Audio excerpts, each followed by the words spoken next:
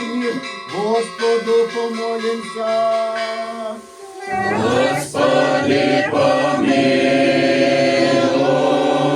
О благорастворении воздуху, изобилие плодов земных и временных мирных, Господу помолимся.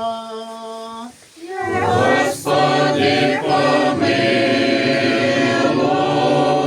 О плавающих, путешествующих, недугующих, страждущих, плененных и о спасении Господу помолимся. Господи, помилуй. О избавитеся нам от всякие скорби, гнева и нужды, Господу помолимся. Господи, помилуй. Наступи, спаси, помилуй и сохрани нас, Боже, Твоею благодатью. Господи, помилуй.